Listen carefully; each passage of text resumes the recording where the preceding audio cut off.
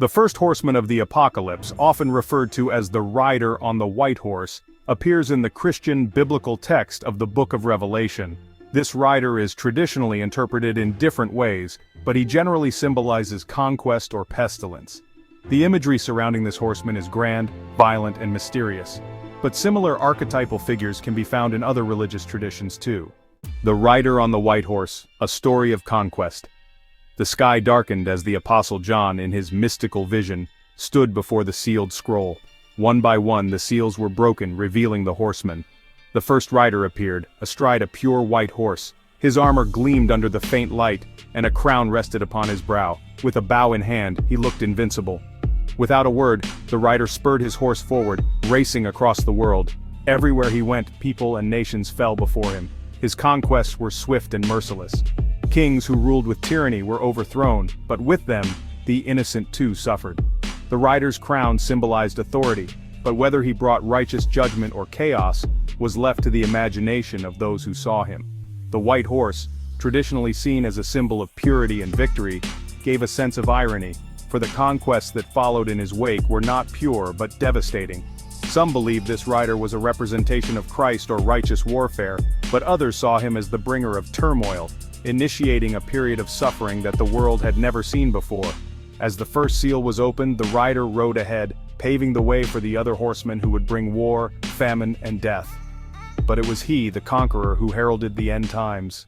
While the first horseman represents conquest, other religious traditions also speak of figures who bring transformation, upheaval, or judgment upon the world. Islamic tradition, the Mahdi and Dajjal. In Islam, the concept of eschatological, or end of the world, figures exists, though they differ from the four horsemen. Al-Mahdi, a messianic figure, is said to appear during the end times to restore justice and peace. However, before his arrival, the Dajjal, a deceiver and false messiah, will wreak havoc, spreading corruption and conquest much like the horseman on the white horse. The Dajjal's influence brings conquest in a spiritual sense as he leads people away from the true path, causing chaos before he is ultimately defeated by divine forces. Though the focus here is on spiritual rather than political conquest, the narrative parallels the destructive force of the White Rider. Hindu tradition, Kalki Avatar. In Hinduism there is a prophecy about the Kalki Avatar, the 10th and final incarnation of the god Vishnu. Like the first horseman, Kalki is a rider on a white horse, and his coming heralds the end of the current age, Kali Yuga, an era of darkness and decay. Kalki rides with a sword, much like the bow-bearing horseman, and his purpose is to bring the downfall of evil rulers and restore righteousness. His arrival marks the destruction of the wicked, after which a new, golden age will begin. Here again we see a figure on a white horse who brings both destruction and the promise of renewal. Zoroastrianism, Saoshyant.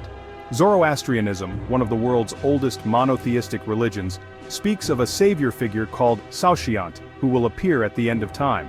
Saoshyant, much like the Mahdi or Kalki, is a harbinger of judgment and restoration.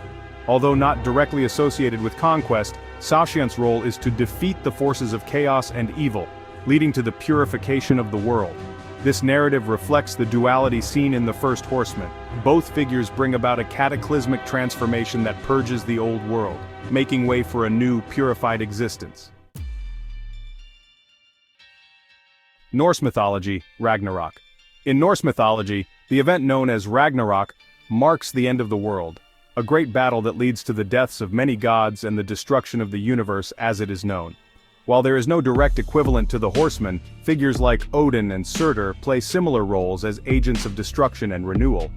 Odin, who rides his steed Sleipnir, leads the charge into battle, and while he fights for order, his efforts lead to catastrophic loss and the downfall of the old world. In this sense, the idea of divine forces bringing about a world-ending war shares thematic similarities with the first horseman's conquest.